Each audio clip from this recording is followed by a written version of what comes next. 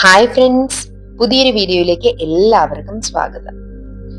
ദാരിദ്ര്യ ഭയം പോലെ തന്നെ സർവ്വസാധാരണമാണ് വിമർശന ഭയവും. വിമർശിക്കപ്പെടുമെന്നുള്ള ഭയം, ഇതിന്റെ പ്രധാന ലക്ഷണങ്ങൾ എന്തൊക്കെയാണെന്നാണ് ഇന്ന് നമ്മൾ നോക്കുന്നത്. ചാനൽ സബ്സ്ക്രൈബ് ചെയ്യാതെ കാണുന്നവരാണെങ്കിൽ ദയവ് ചെയ്ത് സബ്സ്ക്രൈബ് ചെയ്യുക. വീഡിയോ ഇഷ്ടമായാൽ ലൈക്ക് ചെയ്യാനും ഷെയർ ചെയ്യാനും മറക്കരുതേ. കൂടാതെ പോസിറ്റീവ് വൈബുള്ള ഒരു കമ്മ്യൂണിറ്റിയുടെ ഭാഗമാകുന്നതിനായി ഡിസ്ക്രിപ്ഷൻ ബോക്സിൽ ഒരു വാട്സപ്പ് ഗ്രൂപ്പിന്റെ ലിങ്ക് കൊടുത്തിട്ടുണ്ട്. അതിൽ നിങ്ങൾക്ക് ഭാഗമാകാവുന്നതാണ്. മാർച്ച് മുതൽ നിങ്ങൾക്ക് അവിടെ ഫ്രീ ക്ലാസ്സുകൾ ലഭിക്കുന്നതാണ്. നിങ്ങൾക്ക് റിസൾട്ട് കിട്ടണമെങ്കിൽ വീഡിയോ സ്കിപ്പ് ചെയ്യാതെ മുഴുവനായി തന്നെ കാണുക. ഏതൊരാളുടെയും വ്യക്തിഗതമായിട്ടുള്ള നേട്ടങ്ങളെ പൂർണ്ണമായി നശിപ്പിക്കാനായിട്ട് കഴിവുണ്ട് ഈ വിമർശന ഭീതിക്ക്. ഇത് മനുഷ്യന്റെ ഭാവനയെ നിരുത്സാഹപ്പെടുത്തി മുൻകൈ എടുക്കാനുള്ള ആവേശത്തെ അങ്ങ് മരവിപ്പിച്ചു കളയും. ഇതിന്റെ പ്രധാന ലക്ഷണങ്ങളിൽ ഒന്നാമത്തത് തന്റെയുടെ കുറവ്. അതായത് ഒരു യോഗത്തിലോ അപരിചിതരുമായിട്ടുള്ള കൂടിക്കാഴ്ചകളിലോ ഒന്നും നമുക്ക് അവരെ ഫേസ് ചെയ്യാൻ പറ്റാതിരിക്കുക, വല്ലാത്തൊരു പിരിമുറുക്കം അനുഭവപ്പെടുക, നമ്മുടെ കൈയും കാലും ഒന്നും നമുക്ക് നേരെ നിലത്തുറപ്പിച്ച് നിൽക്കാൻ പറ്റാതിരിക്കുക, ഐ കോണ്ടാക്ട് മെയിൻറ്റെയിൻ ചെയ്യാൻ പറ്റാതിരിക്കുക. ഈ രീതിയിൽ നമ്മൾ ആകെ വിറച്ച് വേർത്ത് മുങ്ങി ആകെ ഒരു രീതിയിൽ നമുക്ക് കമ്മ്യൂണിക്കേഷൻ നടത്താൻ പറ്റാത്തൊരവസ്ഥയിലേക്ക് എത്തിപ്പെടുക. ഇതാണ് നമുക്ക് മുൻകൈ എടുത്ത് ഒരു കാര്യത്തിൽ കമ്മ്യൂണിക്കേഷൻ പോയാൽ തന്നെ നമുക്ക് അവിടെ ഒന്നും ചെയ്യാൻ പറ്റില്ല. ആദ്യത്തെ ഫേസ് തന്നെ നമ്മൾ ഡൗൺ ആയി പോവുക ചെയ്യുക. അപ്പോൾ ഈ ഒരു രീതിയിലുള്ള നമ്മുടെ കോൺഫിഡൻസ് കുറവ് അല്ലെങ്കിൽ തന്റെയുടെ കുറവ്, അത് വളരെയധികം നമ്മുടെ ജീവിതത്തെ ബാധിക്കും. അടുത്തത് സമചിത്തത. അതായത് എന്ത് വന്നാലും നമ്മൾക്ക് ഒരു ബാലൻസോട് കൂടി പോസിറ്റീവായിട്ട് ബിഹേവ് ചെയ്യാനുള്ള ഒരു കഴിവാണത്. നമ്മുടെ ശബ്ദത്തിലെ നിയന്ത്രണമില്ലായ്മ, നമ്മുടെ പിരിമുറുക്കത്തോടെയുള്ള പെരുമാറ്റം, അല്ലെങ്കിൽ ആത്മവിശ്വാസം കുറവുള്ള നമ്മുടെ ബോഡി ലാംഗ്വേജ്, നമുക്ക് മെമ്മറി ഇല്ലാതെ വരിക. നമ്മൾ പല കാര്യങ്ങളും നമ്മുടെ മെമ്മറിയിലുണ്ട്, പക്ഷെ നമുക്ക് ആ സമയത്ത് നമുക്ക് മെമ്മറി ലോസ് വരിക അല്ലെങ്കിൽ ഓർമ്മ പിശക് വരിക, ഇതെല്ലാം ഇതിന്റെ ലക്ഷണങ്ങളാണ്. നമുക്കത് കുറവുള്ള ഒരവസ്ഥയാണ്, സമചിത്തത ഇല്ലാത്തൊരവസ്ഥ. നിർശോഭമായിട്ടുള്ള ഒരു വ്യക്തിത്വം എന്ന് പറയും, അല്ലെങ്കിൽ എന്താ പറയാ, ഒരു പേഴ്സണാലിറ്റിയുടെ കുറവ് എന്ന് പറയും. അതായത് അതെങ്ങനെയാ വെച്ചാൽ ഉറപ്പില്ലാത്ത പല തീരുമാനങ്ങള്, നമ്മുടെ ഡ്രസ്സിങ്ങിലും നമ്മുടെ ബോഡി ലാംഗ്വേജിലും നമ്മൾ കൊടുക്കുന്ന ഒരു കോൺഫിഡൻസ് ഇല്ലായ്മ, പിന്നെ അവ്യക്തമായിട്ടുള്ള അഭിപ്രായങ്ങള്, നമ്മുടെ ചിന്താധാരകൾ തന്നെ നമുക്ക് കംപ്ലീറ്റ് ചെയ്യാൻ പറ്റാതെ നമ്മൾ പലപ്പോഴും പലയിടത്തും വിട്ടുപോകുന്ന ഒരു അവസ്ഥ. പ്രശ്നങ്ങളെ നേരിടാൻ നമുക്ക് മടിയായിരിക്കും. മറ്റുള്ളവരുടെ അഭിപ്രായങ്ങൾ എന്തെന്ന് പോലും അറിയാതെ തന്നെ അവരുടെ അഭിപ്രായം എന്താന്ന് ഫുള്ളായിട്ട് കേൾക്കാതെ തന്നെ നമ്മൾ അതിനോട് യോജിക്കുക. ഇങ്ങനെയുള്ള കാര്യങ്ങളെല്ലാം നമ്മുടെ കോൺഫിഡൻസിനെ വല്ലാതെ കുറയ്ക്കും. മറ്റുള്ളവരെ വിമർശിക്കുമോ എന്നുള്ള ഭയത്തോടെയാണ് നമ്മൾ ഇതെല്ലാം ചെയ്യുന്നത്.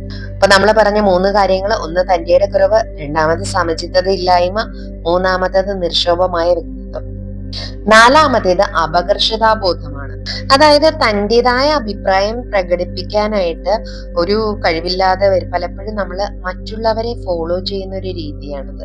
അതായത് എന്റെ യോജിപ്പ് എനിക്ക് തന്നെ അറിയിക്കാൻ സാധിക്കാതെ മറ്റുള്ളവരിൽ കൂടെ ഞാനത് അറിയിക്കാനായിട്ട് ശ്രമിക്കുക. പലപ്പോഴും എനിക്ക് തന്നെ അർത്ഥമെന്തെന്ന് അറിയാത്ത, കടിച്ചാൽ പൊട്ടാത്ത വാക്കുകളും വളരെയധികമുള്ള പ്രയോഗങ്ങളും എല്ലാം ഉപയോഗിക്കുക. മറ്റുള്ളവരുടെ വേഷഭൂഷാദികളെ, സ്വഭാവ സംസാര രീതികൾ എന്നിവ അനുകരിക്കുക. ഉണ്ടാക്കാൻ പോകുന്ന നേട്ടത്തെ കുറിച്ച് ആത്മപ്രശംസ നടത്തി ഞാൻ ശ്രേഷ്ഠനാണെന്ന് തെളിയിക്കാൻ ശ്രമിക്കുക. ഇതെല്ലാം നമ്മുടെ ആ ഒരു അപകർഷതയെ പുറത്തു കൊണ്ടുവരുന്ന കാര്യങ്ങളാണ്. അടുത്തത് അമിതവ്യയം. അതായത് മറ്റുള്ളവരുടെ മതിപ്പ് നേടാനായി മാത്രം സ്വന്തം വരുമാനത്തെക്കാൾ പണം ചെലവഴിച്ചു കാണിക്കുന്ന സ്വഭാവം. അതും നമ്മൾ മറ്റുള്ളവരാൽ വിമർശിക്കപ്പെടുമോ എന്നുള്ള ഭയത്തിൽ നിന്ന് ചെയ്യുന്ന ഒരു കാര്യമാണ്. ആറാമത്തെ കാര്യം മുൻകൈ എടുക്കാനുള്ള മടിയാണ്. അതായത് മുന്നേറാനുള്ള അവസരങ്ങൾ നമ്മൾ ഒഴിവാക്കുക. അഭിപ്രായങ്ങൾ പ്രകടിപ്പിക്കുന്നതിന് മടി, സ്വന്തം ആശയങ്ങളിൽ നമുക്ക് വിശ്വാസക്കുറവ്, മേലധികാരികൾ ചോദിക്കുന്ന ചോദ്യങ്ങൾക്ക് നമ്മൾ വ്യക്തമായിട്ട് ഉത്തരം നൽകാതിരിക്കുക. നമ്മുടെ പെരുമാറ്റത്തിലും സംഭാഷണത്തിലും നമുക്ക് എപ്പോഴും സംശയവും ആശങ്കയുമായിരിക്കും. വാക്കിലും പ്രവൃത്തിയിലും എല്ലാം നമ്മളൊരു കപടത നമ്മൾ എടുത്തുകൊണ്ടിരിക്കും. നമുക്ക് എപ്പോഴും മുൻകൈ എടുക്കാനായിട്ടുള്ള നമ്മൾ മടി പിടിച്ചിട്ട് അത് മറ്റുള്ളവരുടെ തലയിലേക്ക് ഇട്ടുകൊടുക്കുക, റെസ്പോൺസിബിലിറ്റി എടുക്കാതിരിക്കുക എന്നുള്ളതാണ്. ഏഴാമത്തെ കാര്യം ജീവിത വിജയം നേടാൻ അഭിലാഷമില്ലായ്മ.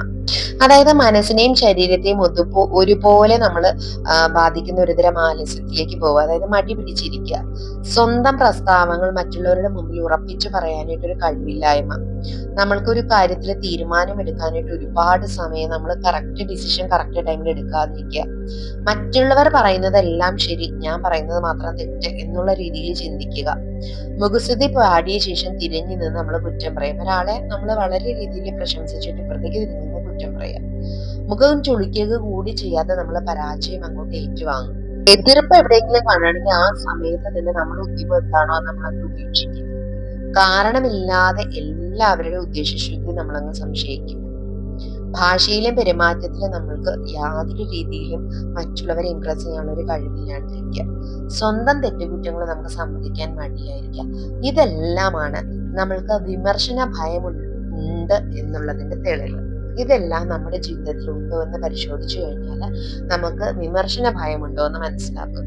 ഇങ്ങനെ കാര്യങ്ങൾ നമ്മുടെ ജീവിതത്തിൽ ഉണ്ടെങ്കിൽ അതിനെ നമ്മൾ എത്രയും പെട്ടെന്ന് നമ്മുടെ പോസിറ്റീവായിട്ടുള്ള മൈൻഡ് സെറ്റ് വഴിയായിട്ട് നേരെയാക്കി എടുക്കേണ്ടതുണ്ട്.